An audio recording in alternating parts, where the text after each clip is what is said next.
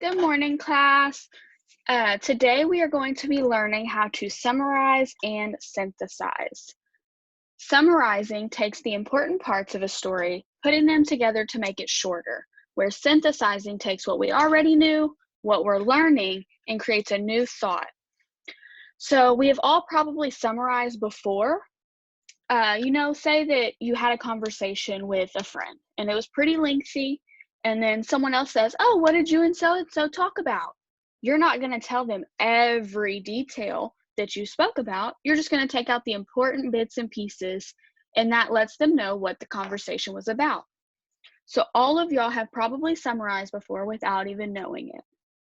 So I want you to take about 3 to 5 minutes, turn towards your reading partner, and discuss a time where you summarized.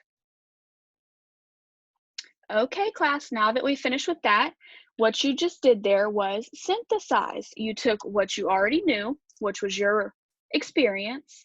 You took what I taught you, which was summarizing, and put them together to create a new thought or perspective with your classmate. So today we are going to practice some summarizing and synthesizing with the book called Cook-a-Doodle-Doo by Susan Stevens Crummell. Has anyone read this book before, or a book by this author? You have? Well, that sounds very interesting. We may have to read that as a class one day. So when we're summarizing, some of the things that a good summarizer looks for is the setting, the problem, the characters, the actions, and the overall outcome. So as we're reading, I want you to use your thinking caps and really think about those 5 things that I just told you, okay? And if you get stuck, we are going to have these charts above me, okay? So based on the cover that we saw, I would think that this story is going to be about someone cooking a cake, because the title is Cook-a-Doodle-Doo, and there's a cake on the screen. So let's begin.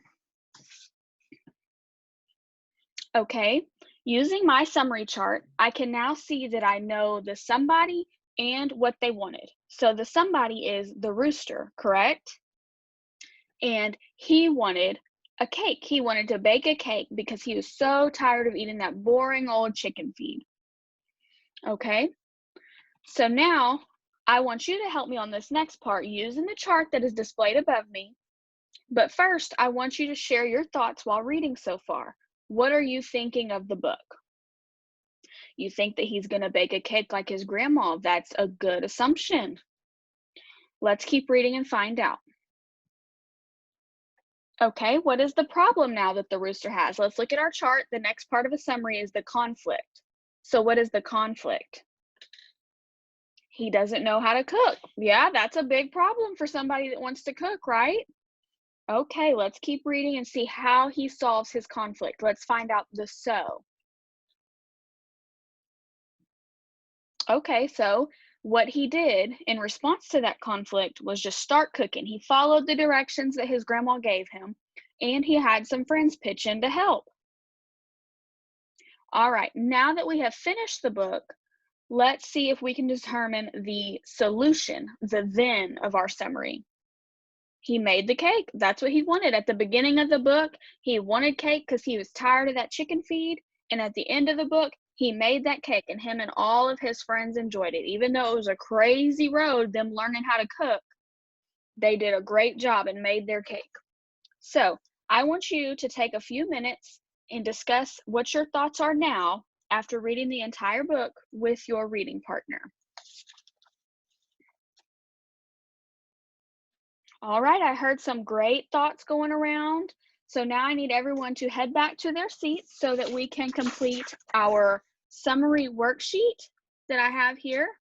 Y'all are going to go onto y'all seats and I'll hand these out to you. All right, so using the same story that we just read, Cook-a-Doodle-Doo, I want you guys to complete the sheet using the somebody, wanted, but, so, and then, okay?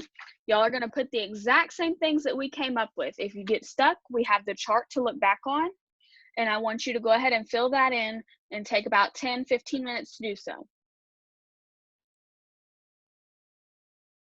Okay, now I'm going to come around to each table and collect all of your worksheets. And when I get to your table, I would like for one volunteer to give me a summary of the beginning of their day. Okay, so your summary is that you wanted to wear pink leggings to school, but they were dirty, so you wore your purple ones instead. That was a great summary because you involved the somebody, which was yourself, what you wanted, what the character goals, but what your conflict was that they were dirty, and your so that you wore your purple ones instead. You found a solution. You got this down, and you readers are going to do great with summarizing and synthesizing. Y'all did fantastic today, and we will pick up with this tomorrow.